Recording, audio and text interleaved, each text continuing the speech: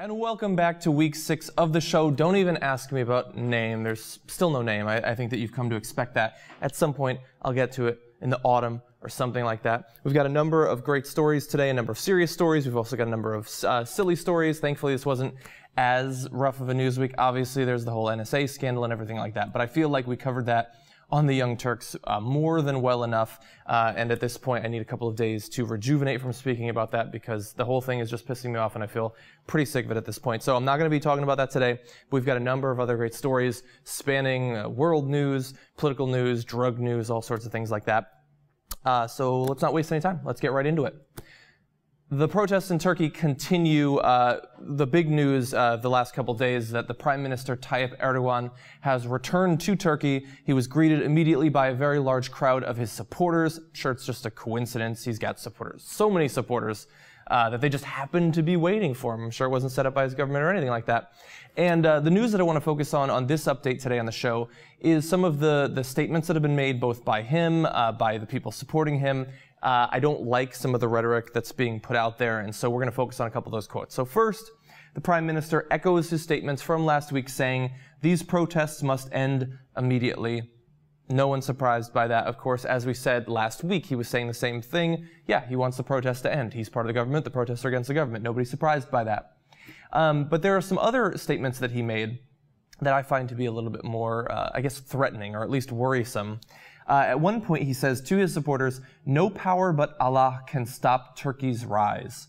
And I think that that's the exact thing you should not say, considering the nature of these protests and how many of the people opposing him, part of the reason they're opposing him is because of what they see as the rising influence of Islam in Turkish government, which, as we said last week, has been historically quite secular. That's one of the appeals of Turkey. So a statement like that, not the best way, I guess, to mend some of the divides between you and the protesters, at least from my point of view. Now, one of the chants of the supporters of Erdogan, one of the things they were saying was, don't test our patience, Istanbul is here. I guess that's not quite as threatening as the religious rhetoric, but the problem there is, look, we've got these major issues in many different areas that are being debated between the government and the protesters, and the idea that the protests are testing the patience of the pro-regime forces, that sounds to me, historically, looking back on other cases like this, like a prelude to violence. We've already had violence. We don't want more violence, and so I don't like it being casually tossed around by regime supporters. Now, one thing that Erdogan did say that is a little bit more positive, I guess, despite the fact that he was talking to his supporters, he did say, some say the Prime Minister is the Prime Minister of 50%. We have always said that we are the servant of the 76 million. More positive, I guess. I mean, he's indicating there that despite the fact that many people, tens of thousands around the country, are protesting his government, he is still their president. That is their Prime Minister, and so that is obviously a good statement. That's what we want to hear.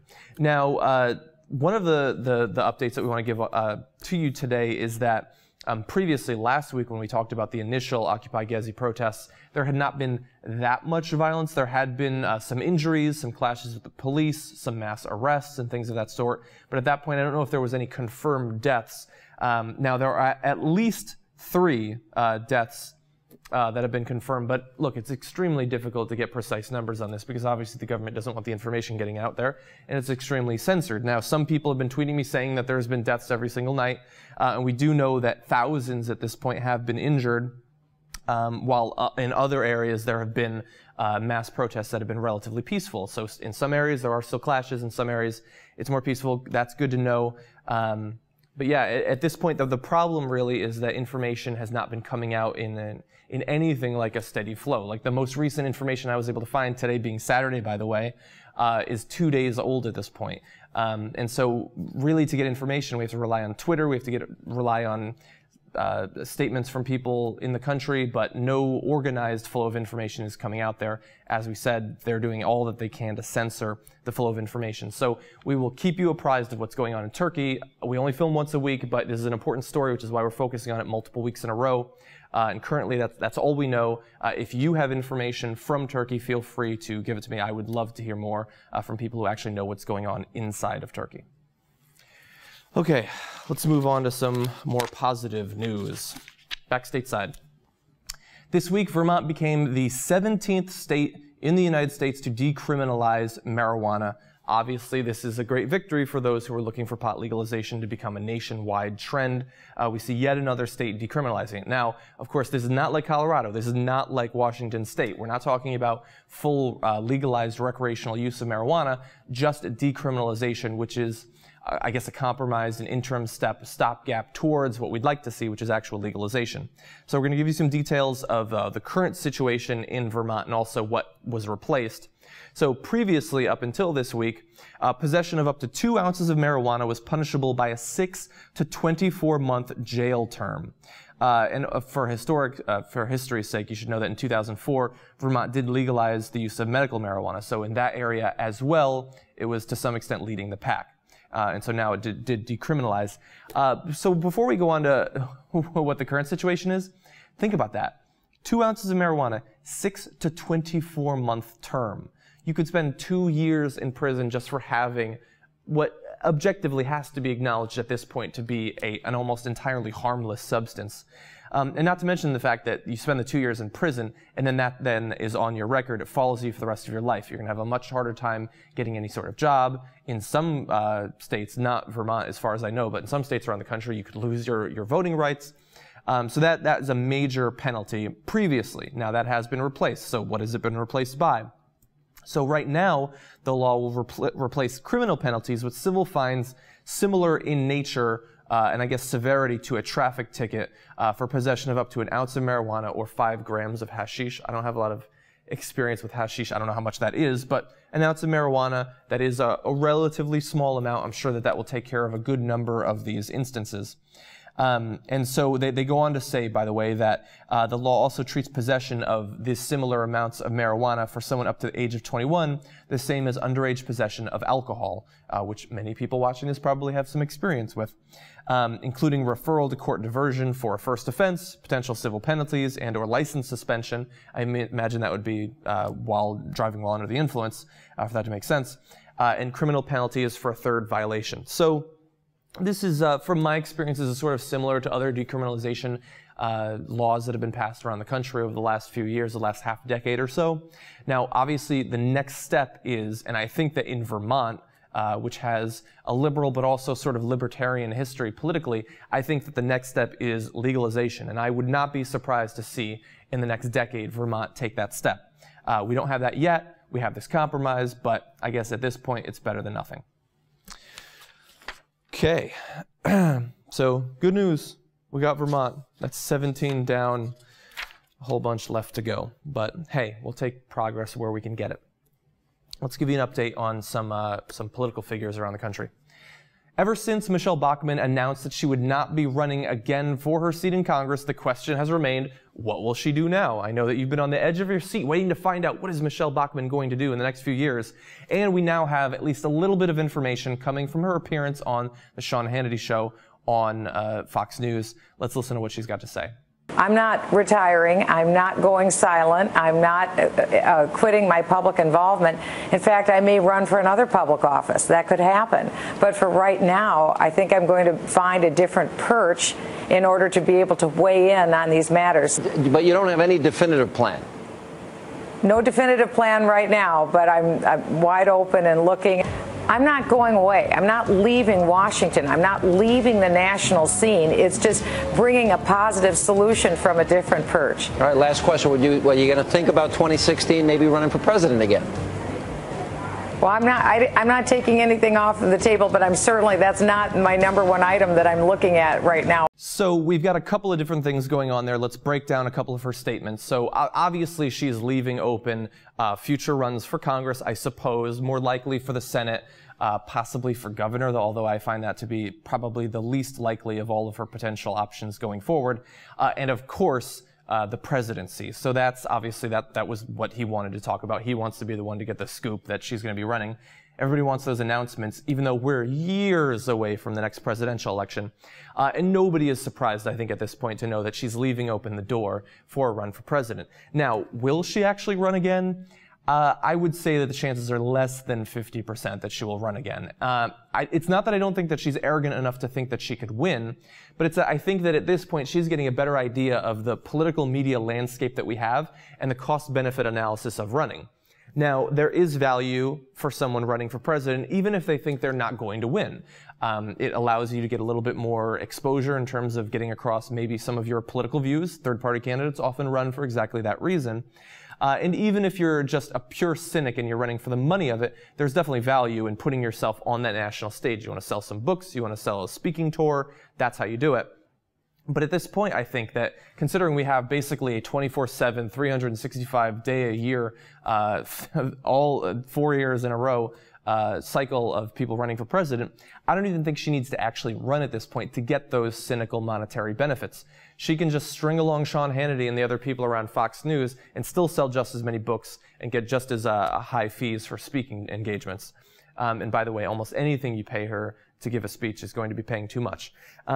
So beyond her political possible future, I alluded to, of course, that she might just be doing this for the money. Now, that's what I said last week when I was talking about her not running and Jim Graves not replacing her.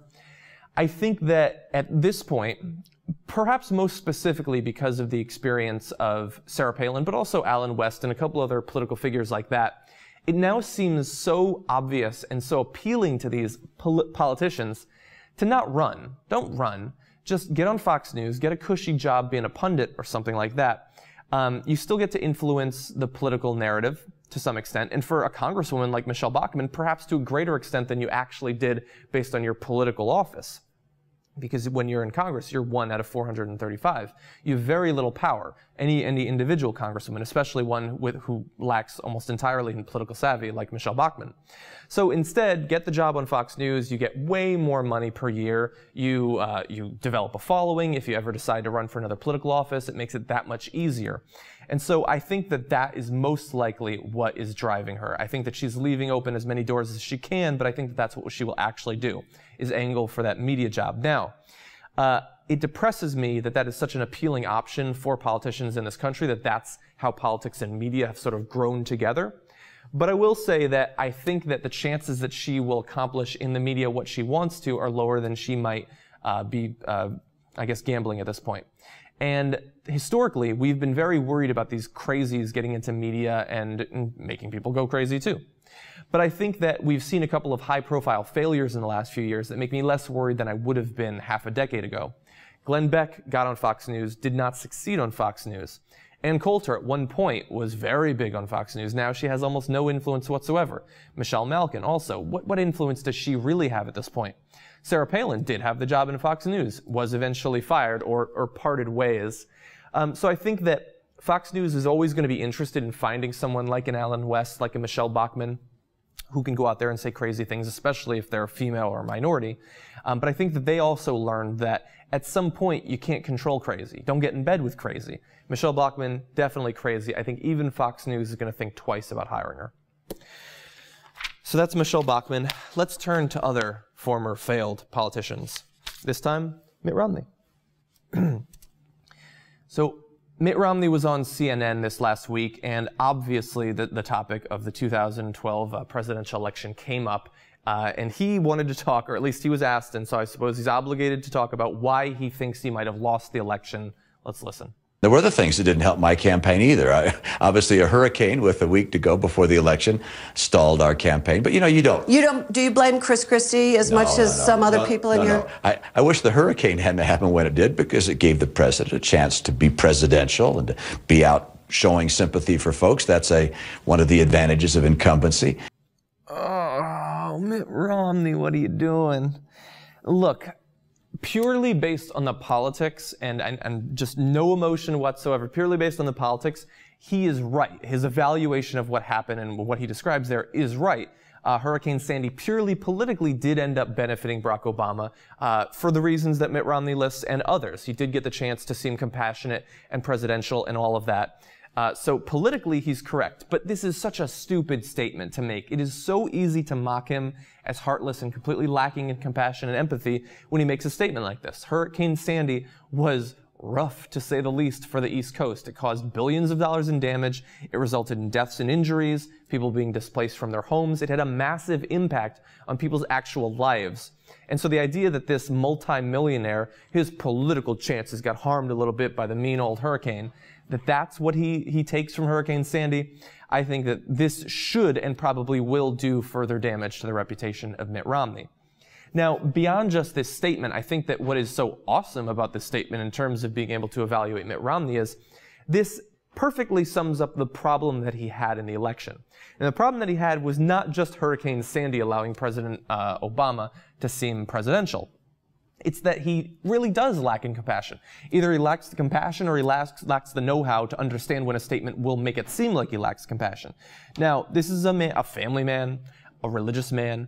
I'd like to think that he does actually care about people to some extent, but he can't seem to get those ideas across once he opens his mouth. And just like with the 47% comments that he made, he's going to end up wanting to take back this. It's just, he says these things that are too easy to mock. And for someone as rich as he is, you have to be especially careful about seeming out of touch.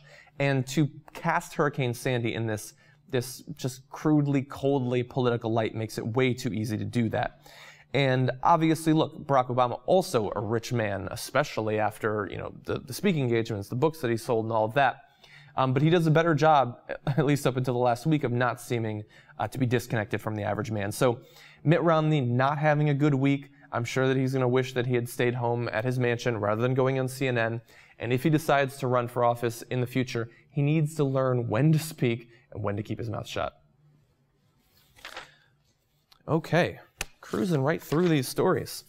Got a story for you here. It's a little bit old. It's been out for a few days. I was trying to get it on the main The Young Turks show all week. Unfortunately, we were never able to fit it in, but I think that it's indicative of a subversive element in the country, so we are going to talk about it here.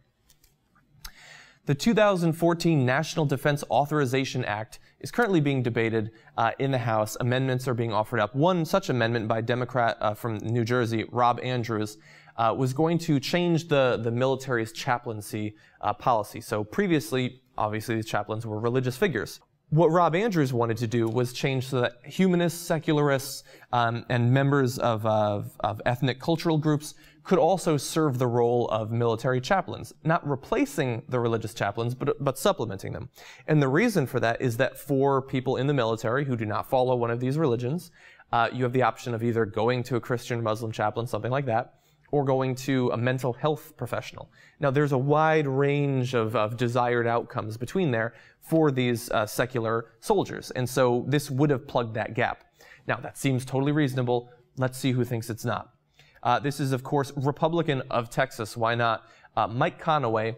He says, "They don't believe in anything. I can't imagine an atheist accompanying a notification team as they go into some family's home to let them have the worst news of their life." And this guy says, "You know, that's it. Your son's just worms. I mean, worm food." He goes on to say, "The last thing in the world we would want to see was a young soldier who may be dying, and they're at a field hospital, and the chaplain is standing over that person saying to them, 'If you die here, there's no hope for you in the future.'" That's stupid on so many different levels, and I'm going to try to at least break down a couple of them. So we have atheist soldiers. People love to, what's the stupid quote? There's no atheists in foxholes. We understand that that's not true, thankfully. Pat Tillman was a very good example of it. There are a number of people serving in the United States Armed Forces who do not follow any established religion. They may not be even spiritual in some vague California sense. They are atheists, and they want someone to talk to when they're feeling stressed out. Maybe they're feeling some PTSD, something like that. Being in the military can be pretty stressful. Pretty harsh, I would imagine. They want someone to talk to. And Mike Conaway doesn't understand that. He might very well have served in the military. If he did, he didn't learn much in his time there. Of course, he is a modern Republican politician, so the chances that he served are pretty low. And so here he is completely downing on the idea, particularly the atheist chaplains, but I think that he's also denigrating the soldiers as well. Look, if there was a humanist chaplain, you know what they would say when a soldier comes to them with some problems? Something comforting, okay? You don't have to believe to be a comforting person. Let's get this is Adam Smith, by the way. He said, "To say that an atheist or a humanist doesn't believe anything is just ignorant. The response to the gentleman's amendment makes me feel all the more the necessity of it." That's exactly how I feel. Look, I'm personally an atheist, for example, but if somebody dies, of course, I'm going to say something comforting. You don't have to believe in an afterlife to say something comforting, to say, well, you know, think back on the good times, like you took a lot out of this, like you are, by living on, you're continuing their example, something like that. So you don't need the religious values undergirding some sort of comforting statement to a family that has lost a soldier or a soldier who's feeling the stress of wartime. And so Mike Conaway's statements are all the more ridiculous in light of that, I think. And so let's go outside of the context of these statements about the amendment, which, by the way, is not going to pass because that committee, as all are in the House right now, has a majority of Republicans. Why is he saying this? He's not saying this because he's principally concerned about the rise of humanist chaplains in the military. No, I think that they understand that they are losing the battle demographically. About every 5 years, the percentage answering none when you ask them about their religious affiliation goes up. Every couple of years. We've seen this trend now for about 20 years. I think he understands that he's losing, and they're hoping that one way of stopping that, perhaps reversing it, if nothing else slowing it, is going to be to cast atheists as an other. Not just someone who believes something different than you, not just someone who grew up in a different context than you, but someone who would directly insult the family of a soldier that had died. They're trying to make them seem un-American, they're trying to make them seem foreign. This is strategy one for creating an enemy, is inspiring the xenophobia. And so Mike Conaway is right in the middle of a rich tradition, at least in regard to that. Now, it's sad that this amendment did not pass. We will not, at least in the near future, have these atheist and secular and ethnic group chaplains. Perhaps at some point when Congress is taken over by people who can look at these situations rationally and empathically, we can try again. That's my hope at this point. Okay, I'm going to take a short break, come back. We've got 3 or 4 more good stories for you, and of course I will be answering some of your Twitter, Facebook, and YouTube comments and questions. Back shortly.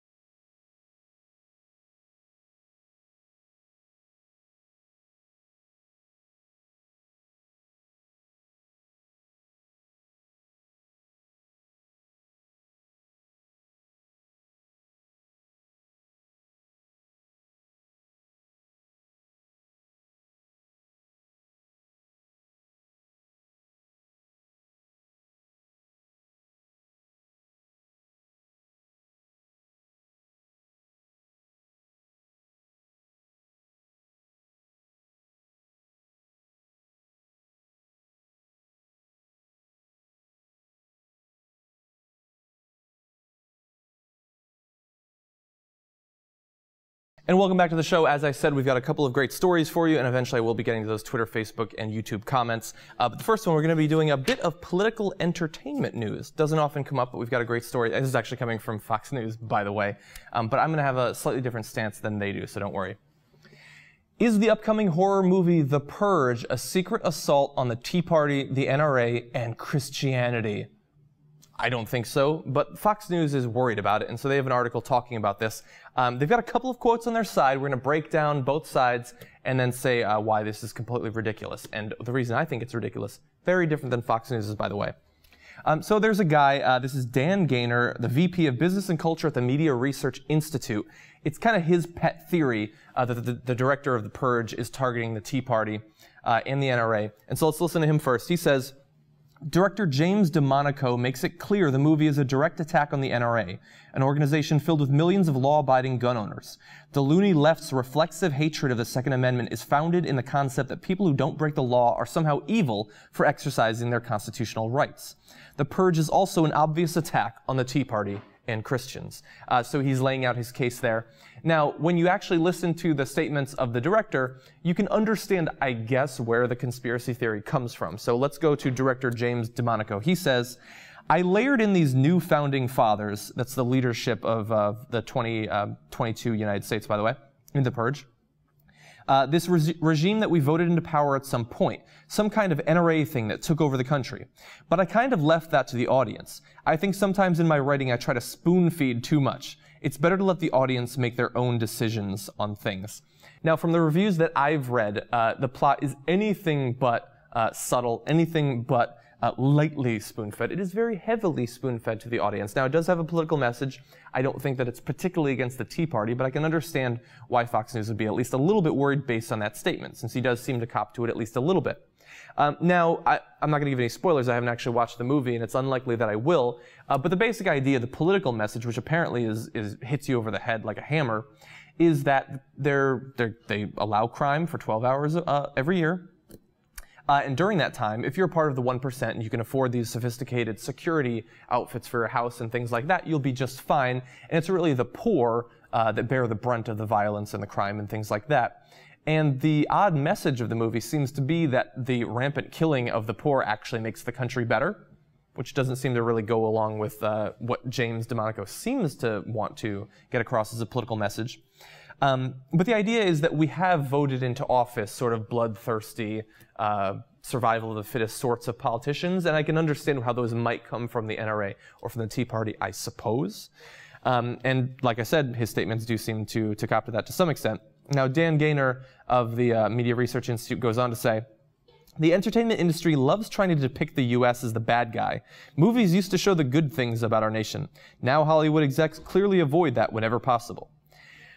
I don't know that I agree with that on principle. I think that if you were to watch the history of Wild West films and things of that sort, war films, we're killing people left and right constantly. Now, we may have thought that those were justified killings, justified wars, and things of that nature. But violence in Hollywood have gone hand in hand for many decades. This is not beginning with The Purge and other horror movies like that. So I think that Dan Gaynor is incorrect, at least in that area. Now, there might have been a willingness in the past in Hollywood to gloss over some of the problems in the country, like early on civil rights issues and things of that sort clearly weren't covered. Early on in Wild West films, the slaughter of the Indians was done with no sympathy whatsoever to that community. Now, eventually that did change in more recent decades, the sort of revisionist Western films and things of that sort.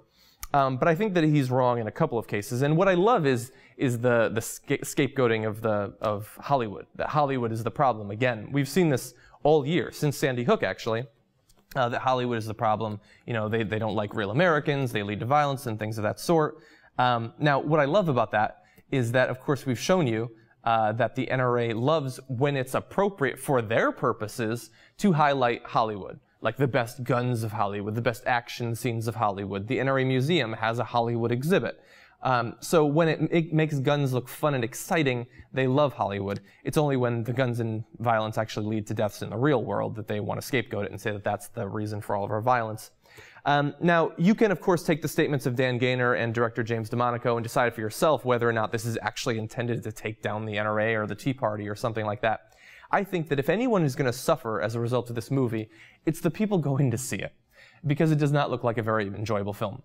I've read that some of the performances are good, and I don't fault anyone for getting involved in it, because the concept, at least, is interesting, the idea that you have this day of anything goes.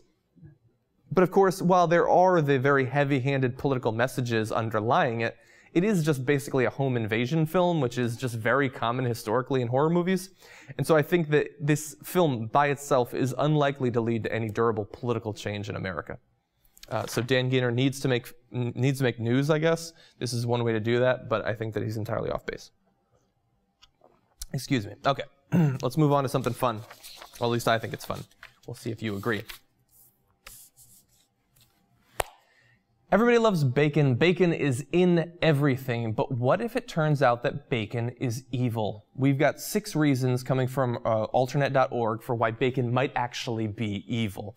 And so let's work through these. The number 1 reason that bacon could be evil is that it can make you sick based on disease in the animals. Now, this is not something we like to think about when we're eating food, but if you've seen any documentaries about what goes on in these slaughterhouses, you might not be surprised to find out that these animals sometimes are sick. And so, of course, they're supposed to inspect the animals prior to slaughtering them. And the way that they do that typically is turning different body parts, poking and prodding them, seeing that lymph nodes aren't swollen and things of that nature. And that can detect some diseases, but it's hardly foolproof.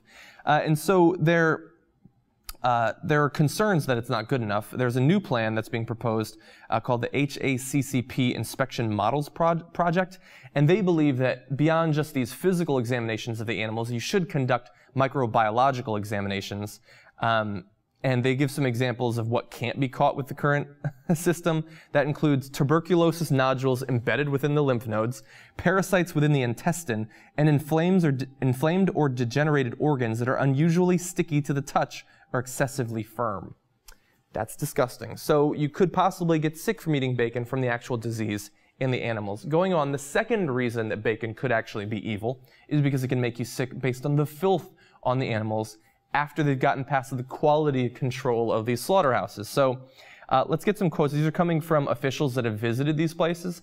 They describe fecal contamination on a hog after the final trim, grease smears, black-colored liquid substance on processed meat, and at one particular slaughterhouse, 43 repeat violations for pest control problems such as cockroaches on the kill floor. Now, I don't think that cockroaches have earned their disgusting history. They're not actually nearly as disease-spreading as people think, but still, you don't want that at a slaughterhouse. Furthermore, at a different plant, an inspector said they observed yellow fibrous fecal matter on the left hind foot of one carcass, which, by the way, this is already past the examinations, past the tests for fecal contamination. This is like they're ready to cut it up and send it to I guess, BJ's or HEB or something like that. Furthermore, a plant employee cut through the rectum while removing the viscera for inspection, just spilling fecal matter all over the pig. And so these things happen quite frequently. Penalties are extremely low if they even exist. And are you surprised to find out that you can be sick from all this fecal contamination of the meat? And you're seeing it all over the place now. This is not just in bacon. It's in cows. It's in all sorts of things. Chickens. I mean, even in some vegetables, they found fecal matter. I don't know where it comes from, but they have found it. And so that's reason number 2. Reason number 3 that bacon might actually be evil, it harms the environment. Again, shouldn't be surprised by that. Now, the area that we're going to focus on here is the pools of pig manure. Now, we're not talking about a kiddie pool or something like that. We're talking about vast expanses, pools, ponds, oceans of hog manure. And so you might imagine that this would be brown. It turns out that it's actually red. To me, that makes it more disgusting. And it's described by author Jeff Tietz as interactions between the bacteria and blood and afterbirths and stillborn piglets and urine and excrement and chemicals and drugs. That's what causes it to have that reddish pink color.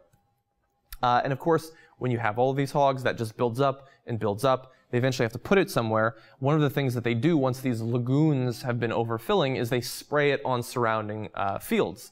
Now, they don't just give it a light spraying. You got to get rid of it, and sometimes that leads to just massive waste on the surrounding fields. Hundreds of acres turned into shallow mud puddles of pig shit, which is obviously very disgusting. I suppose that long-term that might lead to more things growing there, because manure is supposed to be good, but it's disgusting in the short term.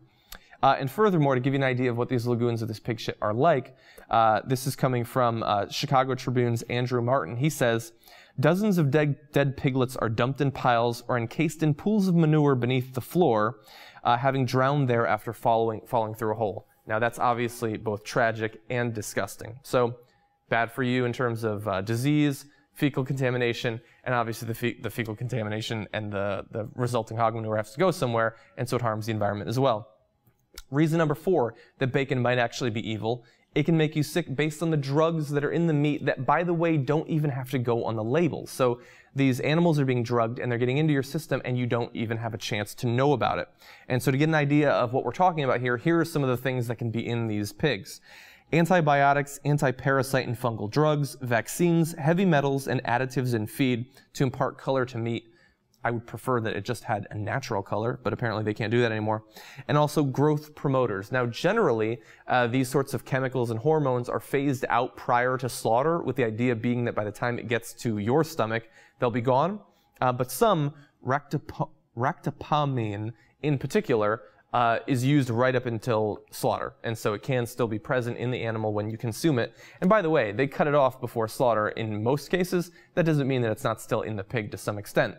Now, we know what hormones in chicken and milk and cows and things like that have done to Americans, especially young Americans. It happens in the pigs for your bacon as well. Moving on. Reason number 5 that bacon might in fact be evil. It breaks the laws of science. Now, that sounds ridiculous. I guess in some ways that's not actually true, but it does lead to some very interesting scientific discoveries and new developments. So the first we're going to talk about, there were 24 workers working at one of these plants at Quality Pork Producers, which sounds good, and they became sick with a mysterious autoimmune disease doctors dubbed progressive inflammatory neuropathy, or PIN. Now, to give you an idea of what these workers were doing when they eventually got stricken with this, they were using compressed air to turn hog brains into a slurry for the overseas food markets and were exposed to aerosolized brains. Now, I didn't even know that that was a thing. I don't know who's eating this. I don't know if it's being fed to animals overseas, but that's absolutely disgusting. Now, they have this pin disease, which hadn't previously been known about.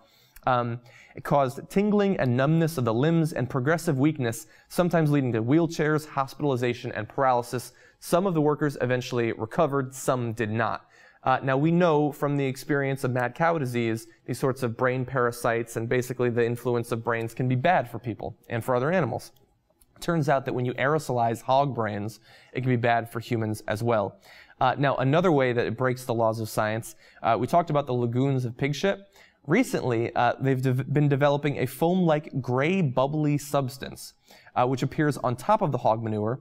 It can be up to 4 feet thick, and it pulsates with apparent microbial activity, which is just disgusting. Now, this is not just disgusting, it also is dangerous because this foam on top of the lagoons can actually be explosive. It's caused at least 6 explosions up to this point, including a fire that led to the deaths of many animals. Now, I don't have any reports of humans dying in it, but these lagoons are only getting larger. More and more plants, I would expect more fires and more explosions in the future. So weird brain diseases and exploding pig foam, 2 ways that bacon breaks the laws of science.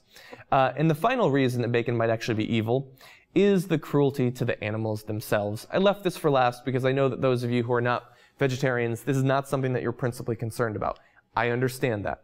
I'm an intermittent meat eater at this point, and up until recently I was just a carnivore. So I understand where you're coming from, but we do have to bear in mind that to get the delicious, crisp, juicy bacon that we love, animals do have to die for it. Now, I, for the Young Turks, have had to edit video footage from inside these slaughterhouses, and I can tell you that just absent from the actual slaughter, the experience of these animals before they're slaughtered is absolutely horrendous.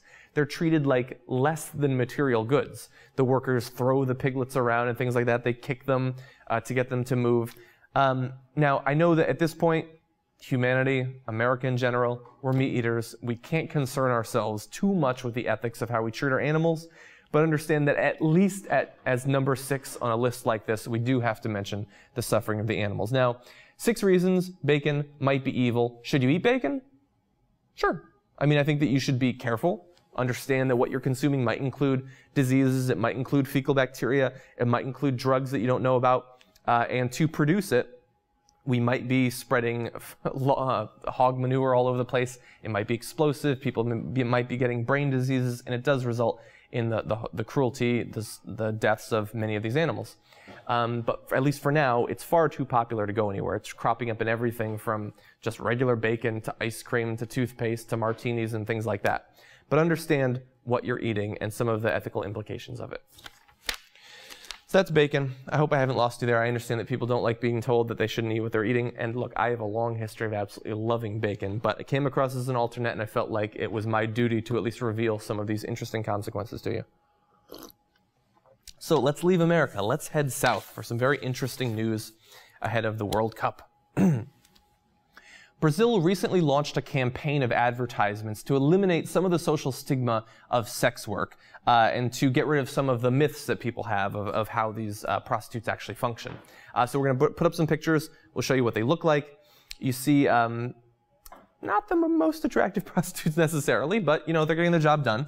And they're saying messages like, you know, I cannot be seen without a condom, my love, things like that. Basically just giving you the idea that this is a profession that people work in. You know, people use it in Brazil all the time. It happens. And so we shouldn't necessarily stigmatize these workers too much. Now, there was, even in Brazil, where this is legal, there was a huge backlash against these advertisements, and so they were pulled. Now, the health minister, Alexandra Padilla, gave a defense of why they were doing it. You know, they said that this is a vulnerable group. They want to get people to treat them better. But unfortunately, people are not having it. They don't want to see those advertisements. I guess that it's kind of an unspoken thing, I guess, even in Brazil.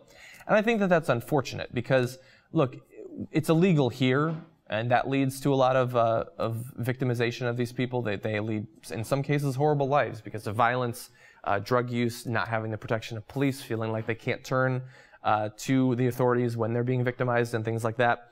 I would hope that in a country where it's at least legal, they would be able to make some progress on that, but people aren't having it. And now, an interesting thing is that sporting events actually drive a lot of these prostitution, just like how the DNC and the RNC in America drives a lot of prostitution in those cities.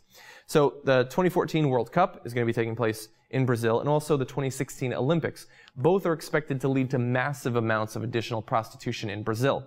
Now, in those cases, I would imagine that a lot of the people using these prostitutes are probably foreigners anyway. They might not have seen these ads. But I think that so long as we want to have access to prostitutes, this is something that's been going on as long as man has existed, we should at the very least treat them like humans. And look, in America, we've been, I guess, steadily, to some extent, changing our attitudes on prostitution, but this makes me a little bit worried, because maybe someday we legalize it, but I don't want people to still believe that these are bad people, that you can take advantage of them. In Texas recently, a man was acquitted after killing an escort who didn't have sex with him. So I think that this is an unfortunate sign coming from Brazil. I don't know exactly what will happen in America, but I hope that in the future we can understand that these people exist because there's a demand for their services, and we should treat them well. Okay, last news story. This is a fun one. It's going to seem a little bit weird, but had to cover it. Kate Upton nearly, almost, virtually came close to sort of having a wardrobe malfunction on the set of her movie. That is the honest headline that should have accompanied this article in every news outlet. Now, that's not the headline that actually accompanied it. If you're on Fox News, if you're on the Huffington Post, you saw, wow, massive Kate Upton wardrobe malfunction. She's busting out of her top and things like that. And this pisses me off. Now, I'll get to why it pisses me off, but first, let's go to a couple of the quotes from this Fox News coverage of this event, this news piece that happened. So they're talking about her. She's on set for The Other Woman, a movie she's doing, Cameron Diaz, and they say the bombshell struggled to contain her plump cleavage in an unbuttoned camisole top and lacy yellow bra. She risked a wardrobe malfunction as she bounced up and down while filming a boozy dance scene in West Hampton with her co-stars. Now, look, we understand that this is not news, but if you go to the front page of, to a lesser extent, oddly enough, Fox News, but especially the Huffington Post and news outlets like that, you're going to see this stuff every day. Now, look, when a major star who has never appeared naked actually has a wardrobe malfunction, I understand why that would captivate people and why they'd want to see that. Every once in a while, there's a leak of cell phone footage or something like that. Pictures from their cell phones get out. I understand why it has some sort of appeal. But these aren't even wardrobe malfunctions. These are close to a wardrobe malfunction. Do you know what these women wear day to day? They're just walking around close to a wardrobe malfunction. And the reason that these headlines, these deceptive headlines are out there is because they'll get clicks. And I hope that it doesn't seem hypocritical that I'm covering this. This has been, I guess, a pet peeve of mine for a long time. I'm on Huffington Post. I'm a guy. When I see the thumbnails, when I see the title, and I think I'm actually going to see something, I click on it. And I'm burned every single time. And eventually, after a couple hundred more times, I'm going to learn not to click on it. But it's something that bothers me. I don't know why every single day you have to see this. The short shorts, the wardrobe malfunctions. Here's the thing about the internet. There's actual porn. There are actual naked women. If you wanted to see Kate Upton naked, you could actually do it on the internet. But for some reason, there's like this found footage appeal of seeing it on the Huffington Post, I guess, or even in a YouTube video. So that's something that bothers me. Look, I love Kate Upton. Was shocked to find out that she's not even 21. That makes me feel ancient. But I wish that otherwise reputable news sources like the Huffington Post could cover it in a bit less irrational a manner. I don't think that's asking too much. Okay, that's all the news. Man, we're just blowing through the show this week. Week 6, I guess I'm getting faster at this. But before we go, I do have one last thing I want to do. We've got another week of the weekly roundup for you, this segment where I respond to some of your questions and comments from Twitter, Facebook, YouTube, all the different social media outlets. We've got some great ones for you today, so let's get started. First, James Hulst says, this is coming from Facebook, "Hey John, what do you think about my drawing of Cenk and Anna? You don't need to write back if you don't have the time. I can't imagine all the work you're doing." So let's take a look at the picture. Now that is awesome. I think that it very well encapsulates the occasional dynamic between Anna and Cenk. Anna trying to get in a substantive point and Cenk yelling out one of his catchphrases like, "Of course!" and things like that. I don't know that she would like that being focused on, maybe. But it's a good depiction of both Cenk and Anna. Kind of a anime-esque Anna. But I think it's cool. And he goes on to say, "But anyway, you're fucking awesome, John. Keep up the awesome work. I really enjoy the videos on your official YouTube channel." Thank you very much. I love the picture. It's awesome. I love when we're immortalized in that way. Actually, before I was hired at TYT, I did a cool vector art of JR, oddly enough, because I was just into it at that point. And so if you have art that's TYT related, that's my channel related, feel free to send it in. I always love that stuff. Moving on, Elaine Habimana says, with Prism and everything, do you still feel like Google Glass is a good thing? That is a very good question. So previous to this last week, before the huge revelations about the NSA's collaboration with credit card companies, Google, Facebook, all these social media companies, the major cell phone companies, Sprint, AT&T, Verizon, the concerns over, I guess, the Xbox One and the Google Glass and things like that was to some extent hypothetical, I suppose. Like, we understand that surveillance is going on, but it didn't seem so immediate. It didn't seem so institutionalized, I guess. And so it's a great point that with Prism coming out, it should lead to more caution. Now, do I think that that should stop Google Glass? No, I don't think so. I mean, I think that if you were to say that, a similar sort of argument could apply to webcams. To me being on camera right now. Like, we have cameras all over the place. Like, as I'm working, they're on me. They could be surveilling me. I think that we're living in a time where we have to strike a balance between privacy and access to technology. I don't like that the government is doing it behind our backs. I think that it's great that this was revealed. Whoever it is that's revealing all this information at Glenn Greenwald is doing a great job, and I hope more comes out. And I hope that people care enough to put pressure on politicians, particularly Barack Obama and whoever's running in 2016, to make changes in this way. But at this point, that doesn't mean that I'm going to drastically change which devices I use. I feel like in terms of the Xbox One, if I don't want the Kinect to be watching me when I'm not on my Xbox, I can cover it up. Like, I understand that that may not work when I'm actually playing games, but I don't think I'm going to be plotting the overthrow of the government while I'm doing that anyway. And honestly, as suspicious as I am generally of Microsoft, I want to wait until I find out they're collaborating with the government, in particular on the Kinect, before I worry about that. And look, I have to play video games somewhere. It's just a little dig at the console wars. I understand that other consoles do not have that. But look, we have to use technology. Sometimes we're going to be on camera, so I'm going to watch out to the extent that I can. But I do like technology. We're marching towards the future, and that's pretty much how it is. Speaking of marching towards the future, so then I said on Twitter, we were talking about electric cars. I was reading Revenge of the Electric Car, the great documentary on Netflix. He says, test drove the Model S Performance a few weeks back. The car is sick, 0 to 80 in about 5 seconds. Shit. Oh, I love the Tesla Model S. I think it's so awesome. I love the idea that in 5 or so years, hopefully he'll be able to sell $25,000 car, maybe $20,000 car. Like, it's going to take time to get down there, and they have to sell their super expensive luxury performance sedans and crossover SUVs and stuff like that until then. But I love the idea of technology finally in a big way getting into cars, which have, with small changes, been roughly the same for almost 100 years. Now, there are other electric vehicles out there. There's the Nissan Leaf, the Fit EV, the RAV4, the Fiat 500e. The Chevy Spark Electric is coming out soon. A Ford Focus Electric. There's tons of them coming out.